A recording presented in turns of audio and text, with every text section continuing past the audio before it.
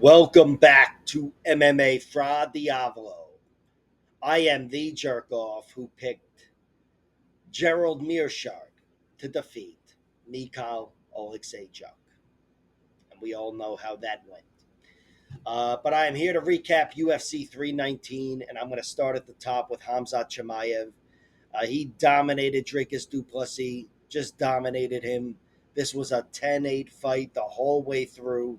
Maybe round five, Dracus actually had some nice offense at the end, but uh, it kind of just came and went. And yeah, this fight is a shutout, but pretty much one of the most dominant fights I've ever seen.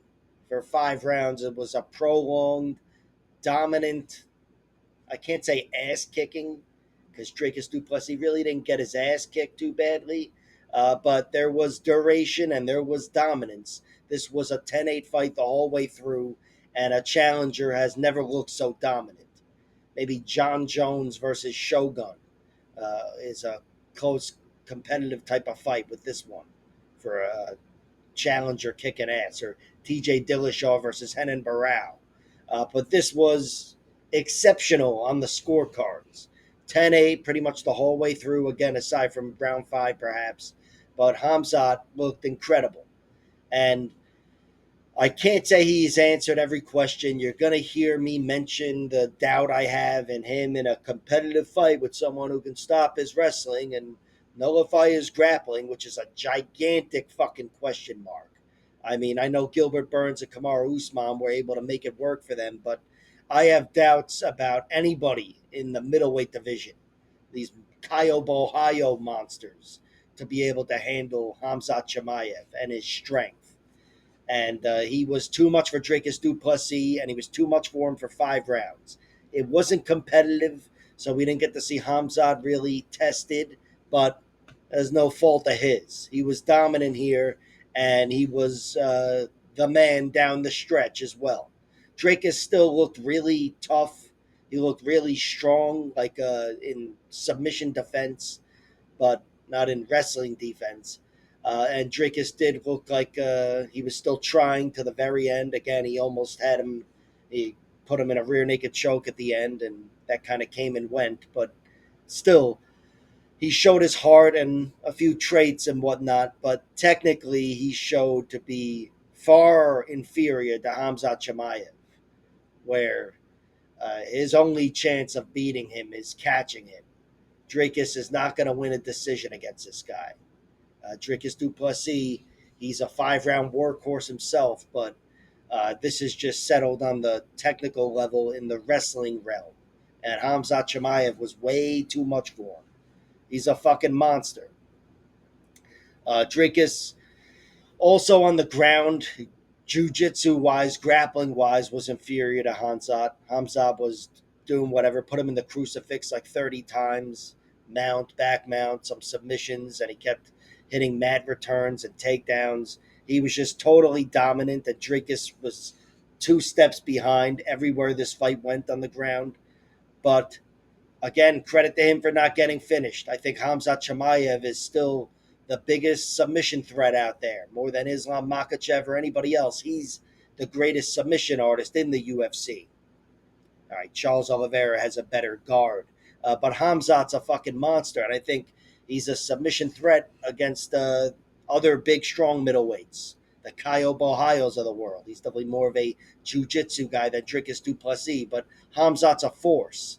I just think here he tried, but he felt it. He wasn't able to go through him with submissions. Dricus has a big old neck and whatever, and Dricus also fought, conservatively. He was, I'm sure, he had other things in mind how to get back to being offensive, but Khamzat was just too much for him, and this was settled with technique and all that, but also with strength. Khamzat was big brothering him, so in the end, this was not a great way to lose your title. I mean, it's better than getting knocked out as for your profile as a fighter and as for your future, certainly. But this was not a fight that is going to welcome a rematch for Dricus Du Plessis. He's going to have to do a lot of work if Khamzat Chimaev is the champion for the UFC to sell a rematch of this fight. And if he got steamrolled in round one, it would be another story. That still would be a horrible look for Drakus. But this one was a relatively boring fight, and no one's going to be clamoring for a rematch. So, yeah, tough loss for Drakus. He's still the fucking man, 10-1 or whatever he is in the UFC now, and his one loss is to the man, and he's one of the few guys who wasn't finished. But he is not in Khamzat Chimaev's realm. Khamzat Chimaev has separated himself from the guy who cleaned out the division. This was just such a gigantic victory. And Hamzat hasn't put in the work that Drakus has, climbing every ladder, every step on the ladder in the middleweight division. But what he did here to the guy who climbed that ladder, it's just, this is insane. He's actually looking to fight in Abu Dhabi in October. Tom Aspinall is on that card with Cyril Gahn. But the UFC doesn't have to think logistically with all their pay per view commodities anymore, with only a few pay per views left. So maybe they would go for it, especially because Aspinall, despite having a really high profile the last year, he's not the most proven superstar they have. But still, if he doesn't fight in October, and I really don't expect him to, although it's certainly the place to have him. But if he doesn't fight in October in Abu Dhabi, I'd love to see him fight sometime soon. This guy is the biggest star in the sport, or the most compelling fighter in the sport. He's probably not the biggest star, but he's the guy who, despite this boring performance, he's the guy to beat right now. He's the new John Jones. You know, beforehand, he was always just a challenger and the biggest dark horse and what if and whatever. Now he's got a belt around his waist. He's the man.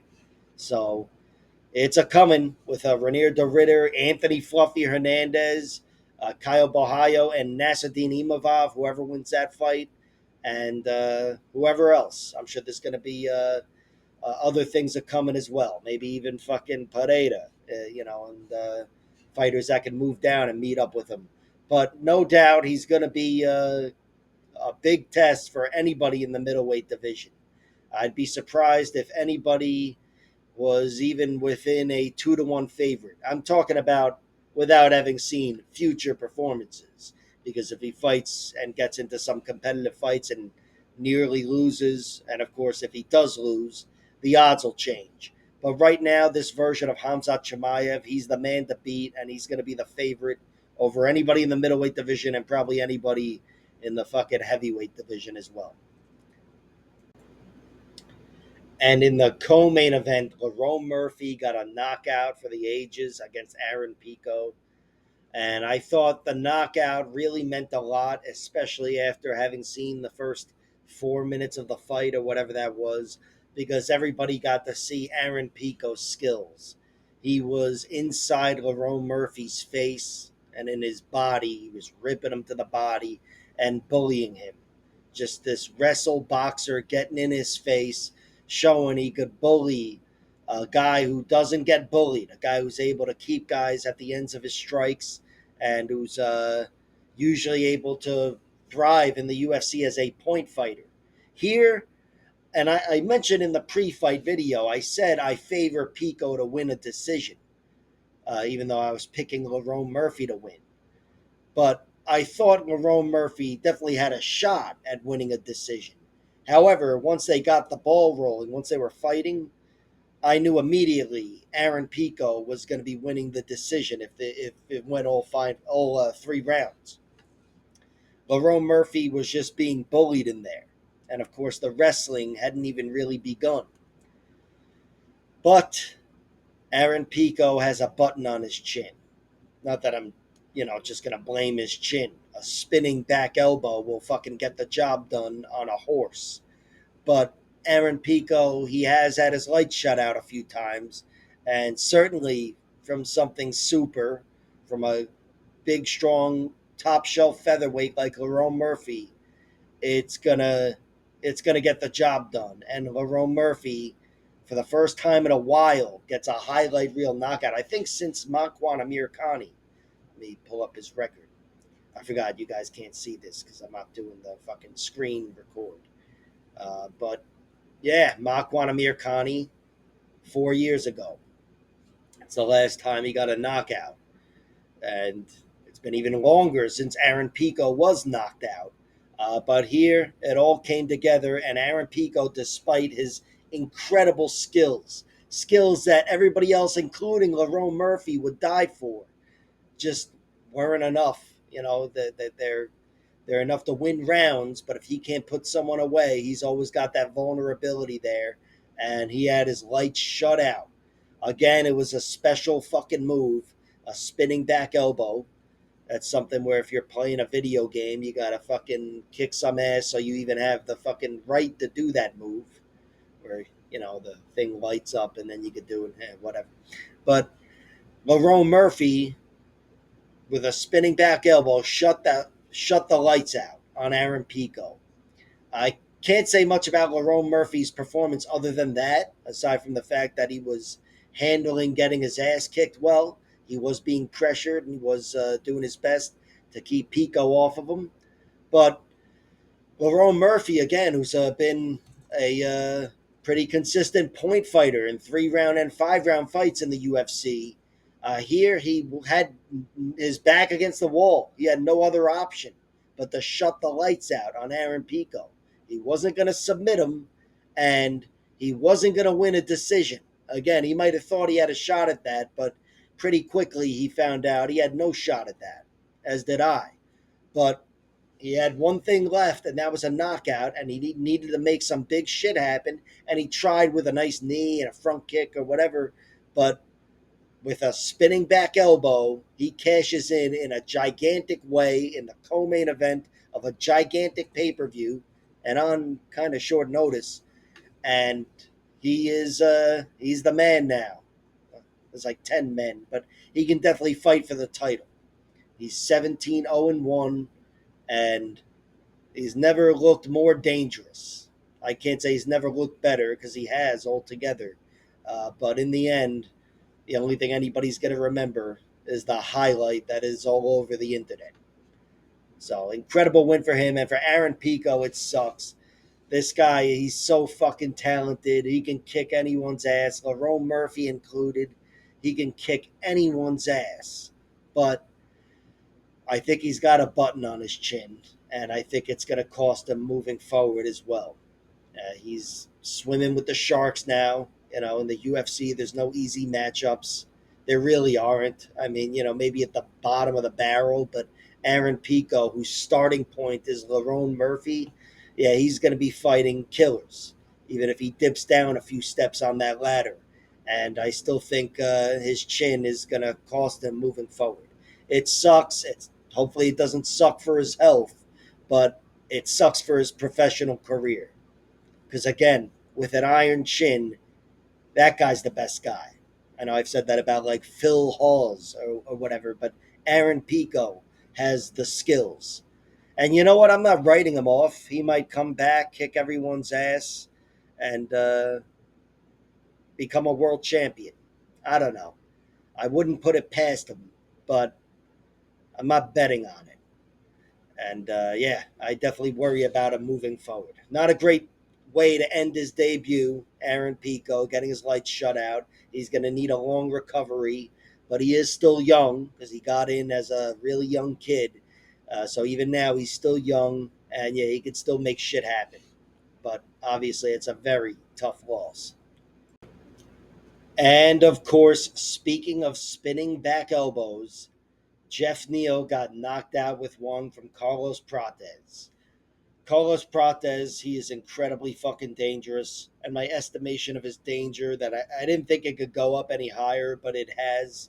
The guy's a fucking killer. No one's done that to Jeff Neal. He was knocked out once in round 3 as a regional fighter, so to speak, against Kevin Holland. Here, on the big stage, no one's been able to shut his lights out, and Carlos Prates does it with again, a spinning back elbow, a special move.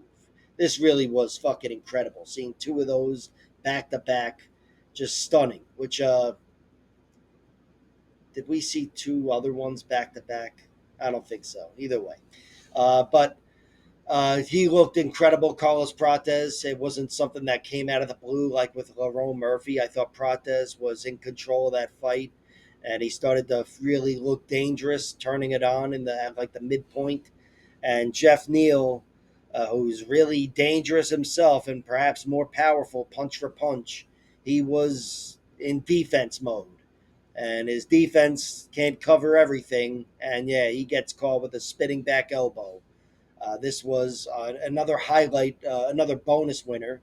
I should have mentioned Lerone Murphy and Khamzat actually got bonuses along with Carlos Prates and Tim Elliott, I believe. And but yeah, Carlos Prates, he's looked incredible in the UFC. That loss to Ian Gary, while you can't say it could have gone either way, he definitely looked like the better man down the stretch. And I thought in a lot of ways that was a good look for him. And yeah, he's still sitting pretty. He's definitely not far away from a title shot, and he's going to get there faster than anybody else would in his position because when he wins, it's memorable. He's killing guys. He's got really dangerous pointy elbows and knees and some underrated power in his punches, and he's just a fucking monster. And yeah, the guy is only going to get big things from here on out. And for Jeff Neal, just like with Aaron Pico, he's going to have to relax. I think this could be a pivotal fight. As for his career, he's a guy who still had title hopes up until about 12 hours ago. But yeah, this might be a gigantic setback professionally, but once he comes back, he can still kick a lot of welterweight ass. And I hope to see that happen. Michael Venom Page beat Jared Cannonier.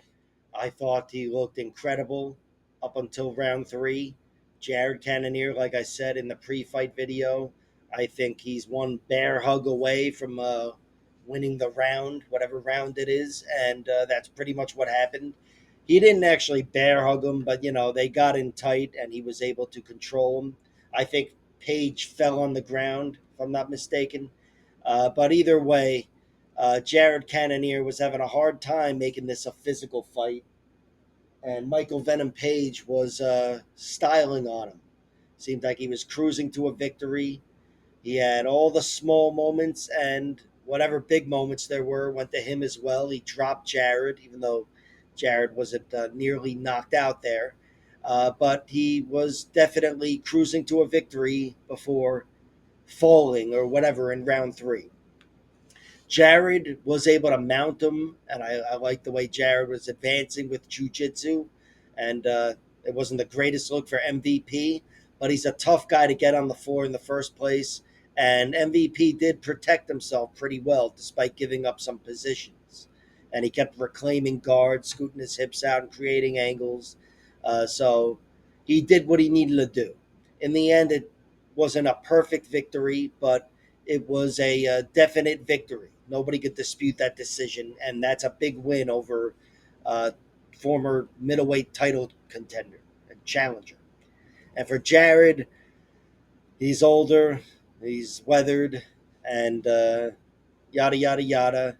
This, I think, was a really tough stylistic matchup for him. I don't think Jared Cannonier has distinctly, obviously slowed down, but no doubt this doesn't help him professionally. It knocks him down a few rungs on the ladder. His name still carries some weight to it. He's been a main event winner, I believe, in 2025, whenever the RoboCop fight was. So it's not like he's no longer a star. But this was a loss to a guy who could be fighting at welterweight in his next fight. And by the way, Michael Venom Page is looking to fight Carlos Prates on whatever card he's looking to fight on. I think the Noche card. Noche? Nah, can't be Noche. I don't know. Whatever. I think maybe there's a card in Brazil. Yeah, there's got to be a card in Brazil. But whatever the card is, Michael Venom Page is looking to fight him.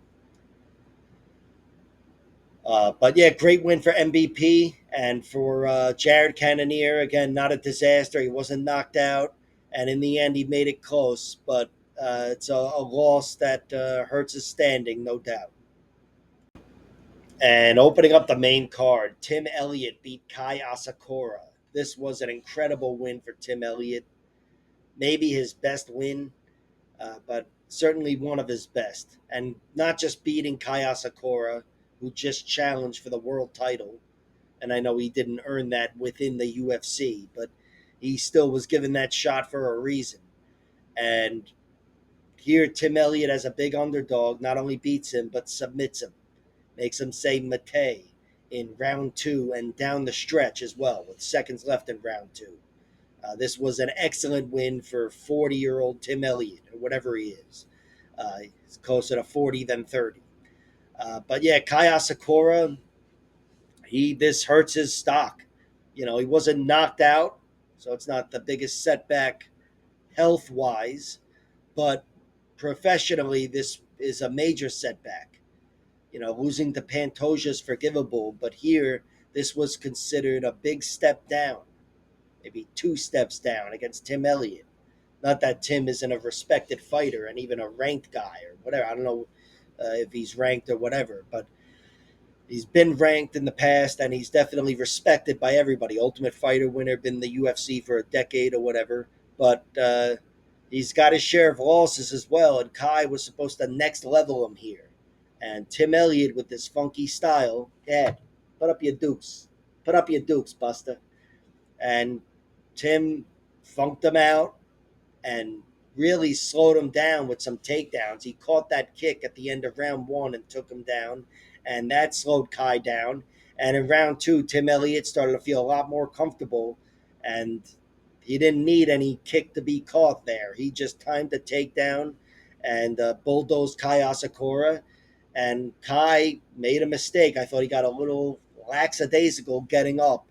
And Tim Elliott had his neck sitting right there, pounced on it, and that was too much. Kai Asakura took a risk, said, "Yeah, I'll get out of this or whatever." And Tim Elliott, with 30 seconds left or whatever, 45 seconds left, pounced on that choke and forced a tap.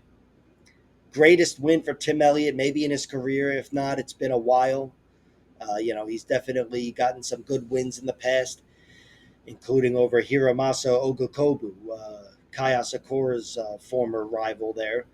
But Tim Elliott here at whatever he is, whatever his age is, he's still climbing. He said in the pre-fight interview he's never going to be the world champion. Never doubt yourself, Tim. It's still possible. But even if that's how he feels, keep winning, and they might have to break your heart and give you a title shot. Uh, Not that Tim is that close, but a win like this leapfrogs him near the top, and he's a guy who's already got a hell of a resume. So, a great win for Tim Elliott. He needed this. This was a big win for him as he's only gotten older. He's been out of the UFC for a little bit. He's been laid off for a little bit. But yeah, now he's back. He's healthy, and he's got a lot of momentum with this big win over Kai. And Kai, he's a guy who he's definitely more of a striker, and I was worried about him on the ground in this fight. But this was not a great look for him. This is a big professional setback, and this is another guy who has beaten him that he might not be able to avenge this loss. He avenged every other one of his losses before coming to the UFC, but now he's 0-2, and he's been submitted twice. And I think, Kai Asakura, he's probably not going to reach the top again. I wouldn't pick him to get to the top of the UFC. I can't write him off completely, but that would really surprise me.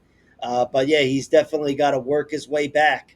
He's got to battle his way back, and he's got to go back to the drawing board here.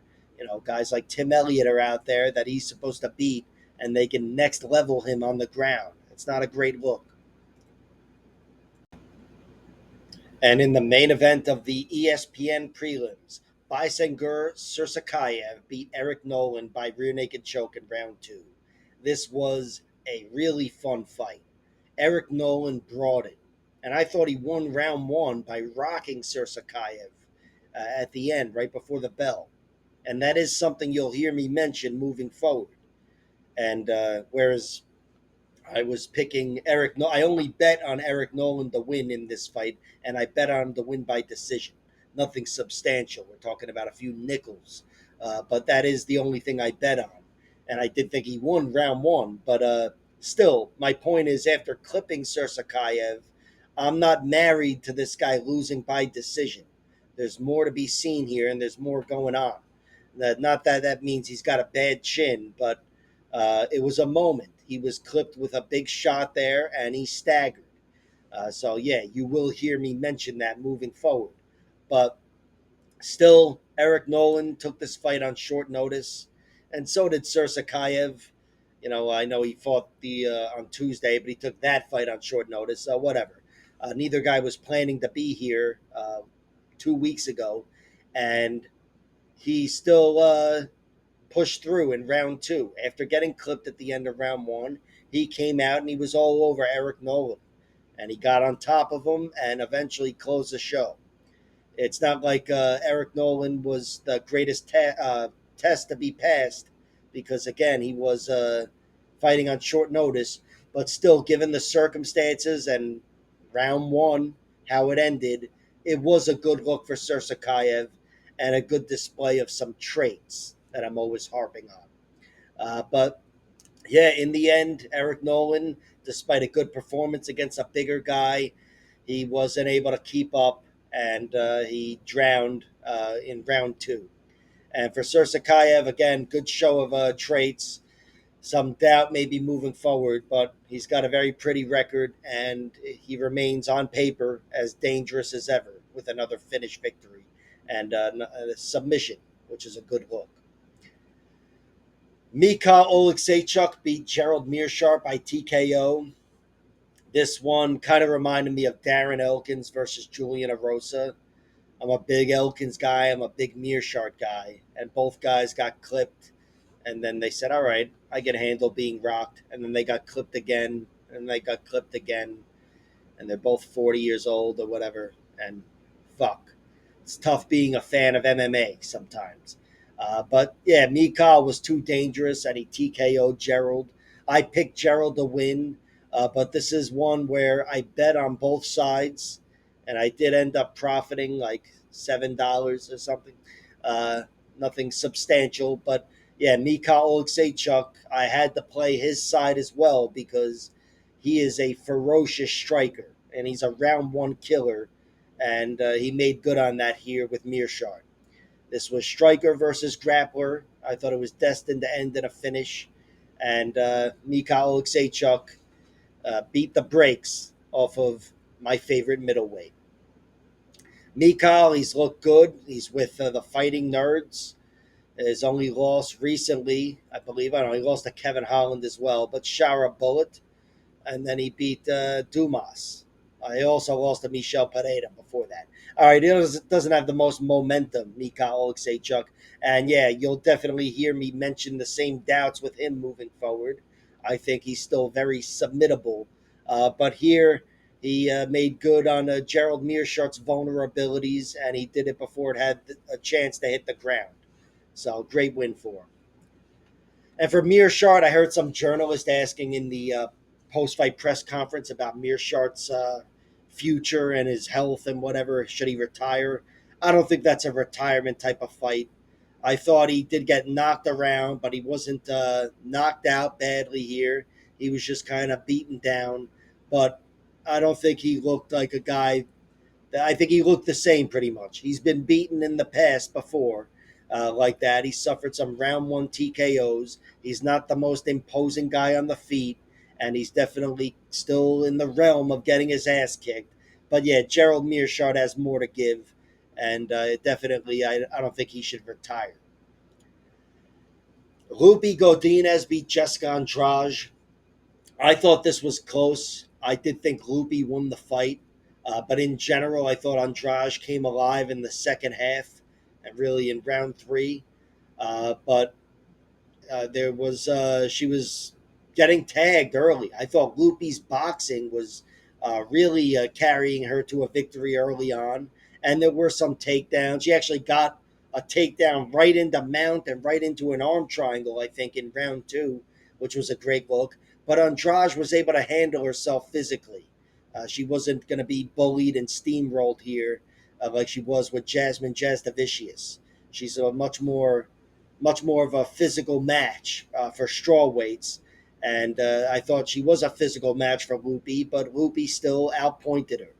Jessica Andrade, she's no spring chicken. She's only 32, but she's still got a lot of mileage on her.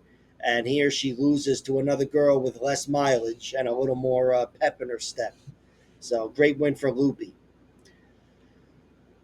And in the opener of the main card, the ESPN prelims, was Alex Hernandez knocking out Chase Hooper. This was incredible. I thought Hernandez looked really good. I thought once they settled into a kickboxing bout, he was winning. Chase was pressuring him early on, but then it settled into a kickboxing bout. And I emphasize the word kick.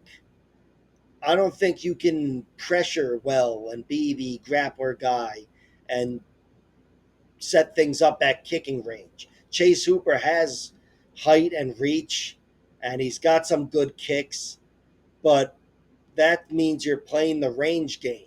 If you want to make it a physical fight, you've got to be striking your way into grabbing him, and that means punching. So I think you can be a wrestle boxer, but not a wrestle kickboxer. And Chase Hooper was trying to be a kickboxer here, and there was no wrestling. So the wrestling he attempted was pitiful as well. Some really shitty shots from across the octagon, and Hernandez, who started off maybe feeling a little awkward with Chase Hooper's height and reach and pressure, eventually settled into kickboxing and started piecing up Chase. And in the end, he clipped him with a big right hand and knocked Chase out. Maybe not unconscious, out cold or whatever, but out of the fight. And then he put him away with some ground and pound. Great win for Alexander Hernandez. I've been a big fan of this kid since he was talking shit, and I still think he's still got some of the best shit talking. I know he's never going to go back to that, never full throttle after the fight with Cowboy, but he's a guy who, despite that, he's been in the UFC since then and before that for a reason. You know, he doesn't have the prettiest record, and he's got a large chunk of losses, but he's also stayed afloat with some really good performances. And here he knocks out Chase Hooper, which is a gigantic victory. Chase, I know his profile has changed with this loss, but I still think he's got a lot more climbing to do in the UFC. I think he's still got a bright future. He's just got to really fight with tactics that benefit him and his style and his traits, his physical traits. But Alexander Hernandez, as a whatever 2-3 to 1 underdog, makes good and knocks him out. Gets a big victory, and now he's got three in a row. This is the most professional momentum he's had since he knocked out Beneil Dariush and beat Olivier Aubin Mercier by decision, which I still maintain is his most impressive victory. I guess maybe knocking out Dariush is the most impressive. But here, this is one of his best wins for sure. And great look for Alexander Hernandez now with 3 wins in a row on his record. And in the main event of the early prelims, Drakkar Klose beat Edson Barbosa by decision. And I had this one wrong. I had every fight wrong in the first half of this card. But here I thought Edson Barbosa's kicking would beat the punching of Drakkar Klose. And I thought Edson Barbosa's physicality and Muay Thai in the clinch would beat the wrestling and the grappling and the clinching of Drakkar Klose. And I was wrong about all that shit. And I know Edson used to be a featherweight and whatever. But Drakkar Klose was bullying him, and Drakkar Klose's boxing was too much. He was crowding Edson. He did have the best moments there where he clipped Edson. I think Edson kind of let him tee off on him for a moment there, whatever was going on. But yeah, despite the fight being close, I thought it was kind of close in a way. I still thought Drakkar Klose definitely won. And even though Edson stood tall and made it close enough, or he made it close, it wasn't close enough. And Drakkar Klose gets a gigantic victory, even if Edson Barbosa is 50 years old and fading. It's a great win to have on his resume. And yeah, Drakkar Klose, he's not done yet. So good for him. Edson Barboza, I'm sure he's not done either, but he's definitely got much more mileage on him and much less of a future. So as much as I love Edson, yeah, it's probably for the best. Karine Silva got revenge against Diani Barbosa. First of all, I don't want to be the live betting guy. No, I live bet on the other one or whatever. I also lost money on live betting in other situations on this card that I can't even remember. But this one I remember winning money on because the odds were insane, and it brought me to a conclusion, which is that the commentary affects the odds. They affect the live odds, but they do not affect the judges' scorecards. The commentary was all over Diani Barbosa winning this fight, and Diani Barbosa arguably won this. She arguably won every round. But I thought round two was Karine Silva's, and at the very least, it was close. And I picked and had already bet on Diani Barbosa. So it's not like I had any problem with their assessment there. But I still thought they were wrong. Their assessment was wrong. And the odds, which are a reflection of their assessment, because everybody that's betting is listening to their commentary, the odds shot up to plus 950 for Karine Silva. She was plus 450 after round two when it was even. And after conceding a takedown or something in round three, she was plus 950 very early into round three. And yeah, I said, I've got to bet on this because I know this is based on the commentary saying she's down 2 rounds, when I'll bet you anything, round two is mixed. And round three was mixed as well.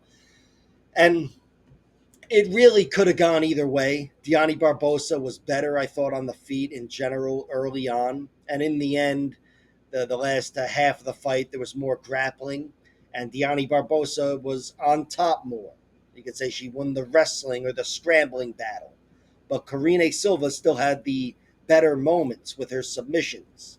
A triangle in round two, I believe, and then a guillotine and a ninja choke and whatever else in round three that forced her to turn over once or whatever. Nothing major, but, for a fight with no major moments, those little halfway big moments might mean more than you want them to. And Karine Silva ended up winning the decision with shit like that, despite being on her back. I thought on her back she performed well, striking from the guard, which is not nothing. And, in a close fight, it can be the difference. So, yeah, in the end, despite Diani Barbosa arguably winning every round, and I do think you can make that case, I still thought it was in the end a toss-up, and the commentary was way off. And even after the decision, they were carrying on about, the fucking robbery or whatever. It wasn't a robbery. It really could have gone either way, and it was a unanimous decision. But yeah, it could have gone either way, and the scorecards could have been all over the place. I think the only thing I would say for certain is Diani Barbosa won round one, and I'm not even certain about that. No certainties. So yeah, 30-27 either way could have worked as far as I'm concerned, but maybe a 29-28, whatever. I don't know. The scorecards were all over the place. Could have been all over the place, and it would have been fine. Is my point after all that fucking rambling. And in the opener, Joseph Morales beat Alibi Adiris. They reversed his name? I thought it was Adiris Alibi. Whatever. Either way, they were calling him Alibi on the show, but I don't know. Alibi didn't have anything for Joseph Morales here. Morales looked great. I had this fight completely wrong. I thought he would win round one, Joseph Morales, or at least get in his face, and he did that. But he also won round two, and I thought he hurt Alibi with body shots, which was a great look. I thought Alibi would have been the better man on the feet, reducing Morales to this basic wrestle boxer. Well, basic wrestle boxing still works, and he was boxing up Alibi and wrestling him up, wrestling him down and advancing, and eventually he put him away. Once they turned over, Alibi turned into his guard and he locked up a triangle choke. It was just the icing on the cake for Joseph Morales to just win such a complete fight, getting everything done on the feet, on the ground, on his back, and getting a nice rare triangle choke, which these days is fucking rare, unfortunately. But yeah, he next leveled Alibi Adiris Alibi, and wins the Ultimate Fighter after being the only guy on the show who had previously fought in the UFC. And I think I love that. I know some people look at that like, yeah, that's what should happen. But there's a lot of killers out there. The UFC brought them in, and the one that's standing tall is the guy that was in the UFC 5 years ago, or whatever, even longer than that, Joseph Morales. He didn't have the easiest road in the UFC, and he's battled his way back since. He didn't have the longest road battling his way back, even though it's been a while.